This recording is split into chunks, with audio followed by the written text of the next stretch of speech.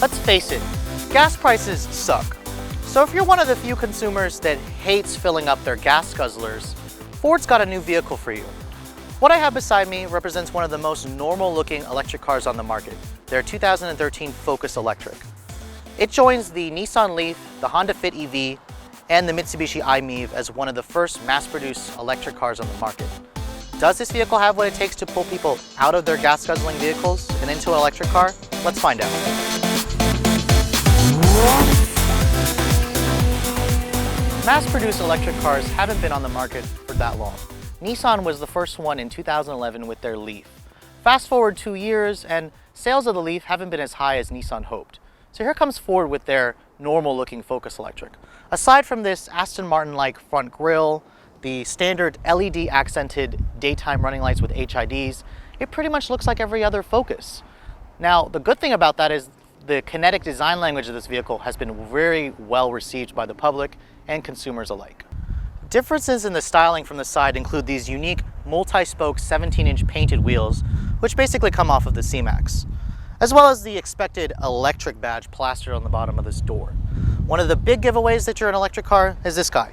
Push it and it reveals a charge port for the vehicle. Now Ford says with the optional 240 volt plug, you're going to look at about 3 to 4 hours to charge, which we were able to verify. However, if you have no life, you can use the standard 120 volt plug that comes with the car, which will take an excruciatingly long 15 hours to charge. The back of this car looks like every other Focus hatchback, which by the way, this car only comes as a hatchback. Don't even think about asking for a sedan. A couple of noticeable differences between the gas model: these standard LED taillights, the only Focus to have it.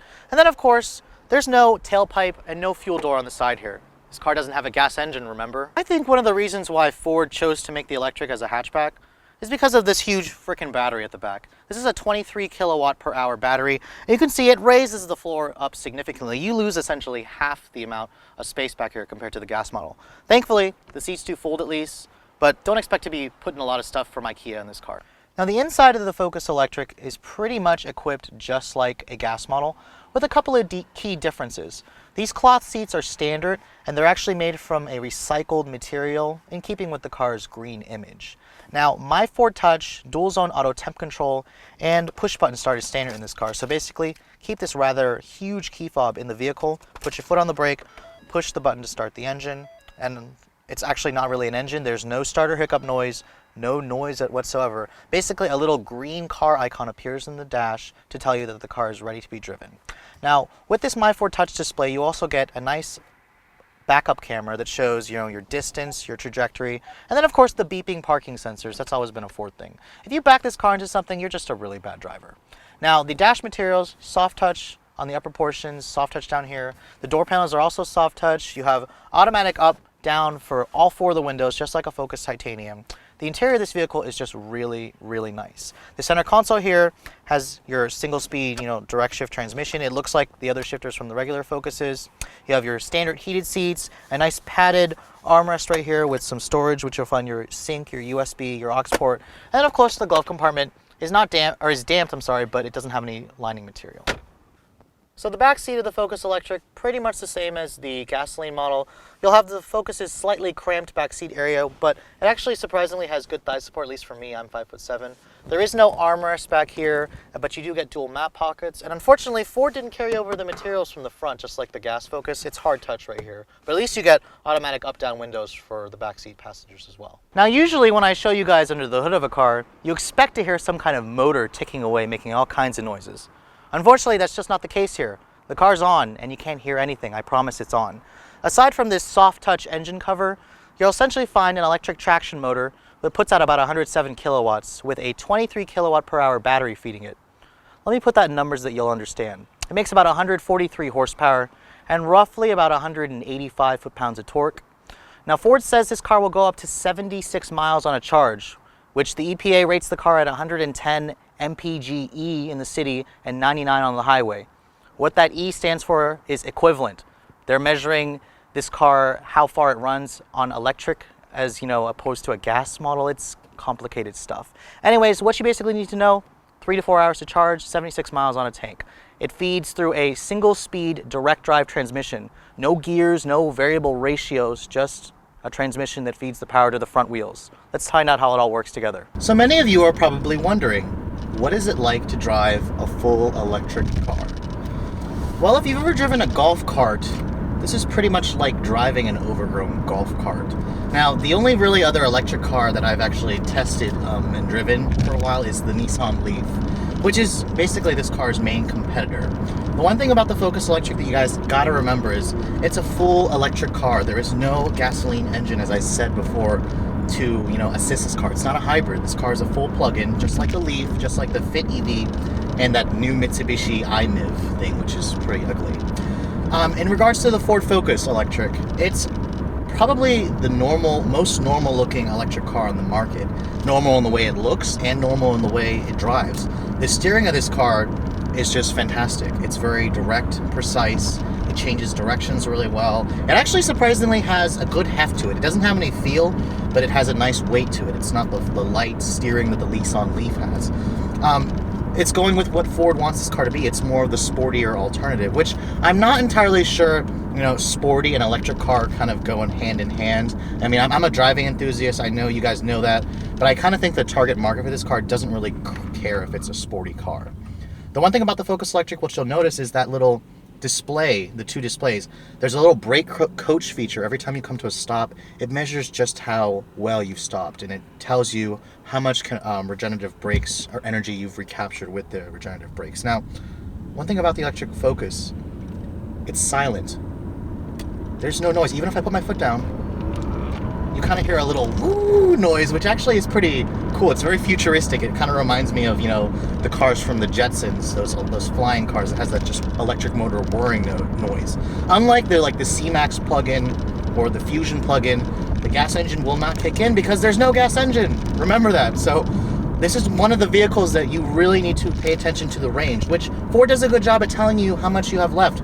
You can see on the left side of this instrument panel here, it tells me I have a budget of about 51 miles. There's also a status. That status shows things that are draining the battery. If I turn on the climate control, it immediately takes off negative 12 miles. So you kind of have to choose whether you want to be cold or hot, or you want to have a little bit longer battery life. You can see here, put my foot down here, this car accelerates pretty well, surprisingly, and you can see at 60 miles per hour it has a good amount of wind noise and road noise. The Leaf is definitely quieter, but you can see no engine noise whatsoever, and this thing is deceivingly quick. I mean, electric motors are torque monsters. They don't rev, they make power at 0 RPM. So if you guys like to do a lot of jackrabbit starts, get an electric car. I mean, it's a pretty fun little car.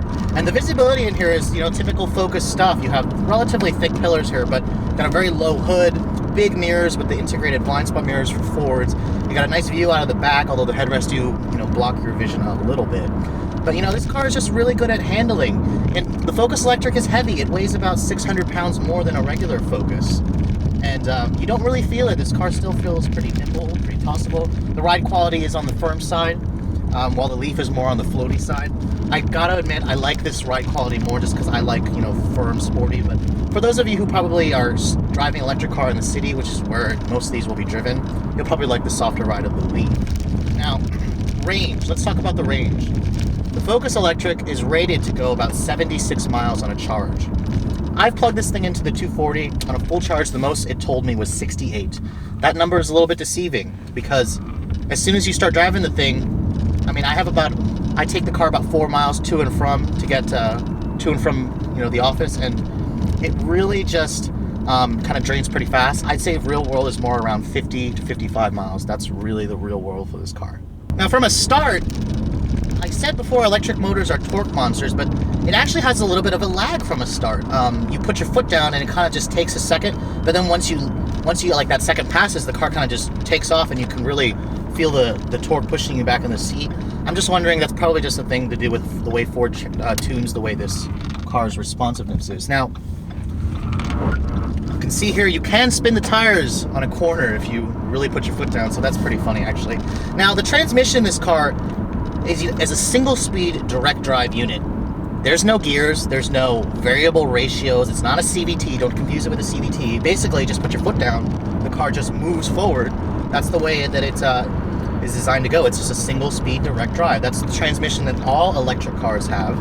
And it's pretty, there are actually fewer moving parts in an electric car versus a gas engine. So, the maintenance for this vehicle, I'm not going to say it's lower, but, Ford does give you a pretty long 8-year, 100,000-mile warranty for this car. And, in terms of the savings, if you're going to actually be able to save money by choosing this car, it kind of depends on your driving style. The window sticker of this car says your fuel cost is about $600 yearly. That's on average and that fuel cost is based on how much you're going to pay in electricity to recharge this thing. The regular gas Focus is about $1,800 a year in fuel costs. So you're saving about $1,100 in gasoline costs a year by choosing the Focus Electric. Another interesting feature about this car is to the right of the screen, there's actually a butterflies display. It's customizable. You can change it between navigation, audio. Ford used to use efficiency leaves. I think actually they still use it in their hybrids, but for the electric cars, they use butterflies. Every time that you're driving efficiently, more and more butterflies appear on the screen. If you're gonna drive like a pig, like I am, like this, it says drive within the budget to add butterflies. So the car is basically telling me I'm not driving very efficiently, as I can see that I pretty much burned around like 4 miles just going around, this 2-mile radius, showing you guys this video. So that comes down to the main question. Can an electric car like this replace a gas engine? I mean, people are saying that the electric car will become, the future someday. And I kind of think that it can be for some people.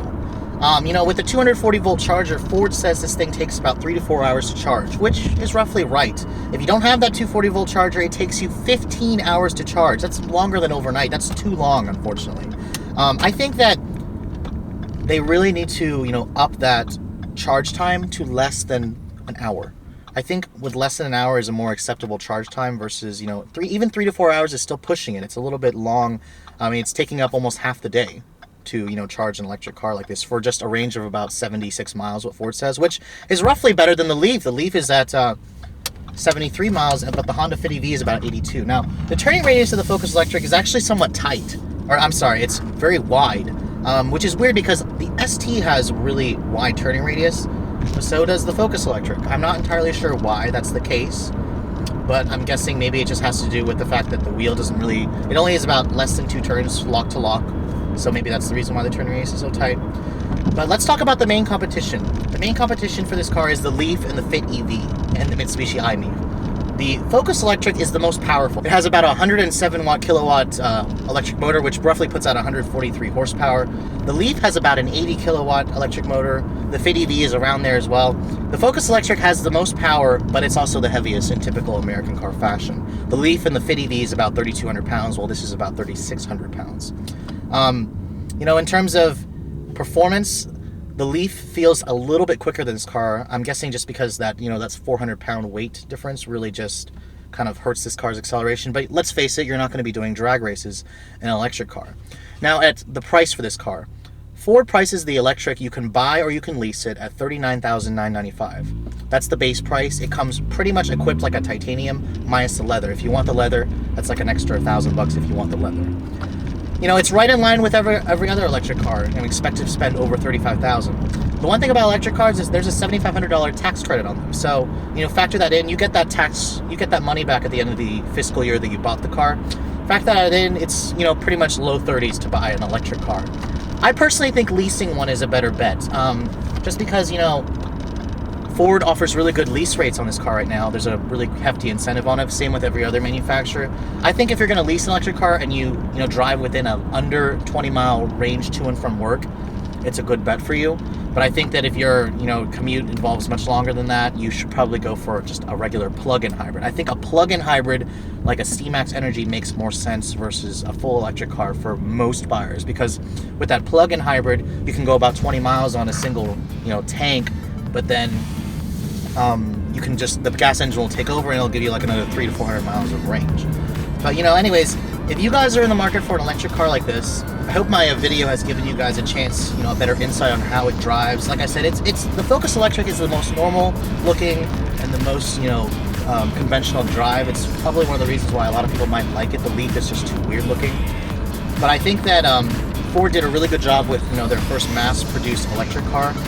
And I think that if you are looking for something like this, you live in, a rural area, the city, you should probably have, think about adding one to your list, because the thought of never having to put any gas in it is definitely a nice feeling. And I kind of have fun looking at all the Prius drivers and saying sucker to them when I'm driving this thing. But anyways, I hope you guys have enjoyed my overview of this 2013 Focus Electric. Thanks so much for watching. I'll catch you all later.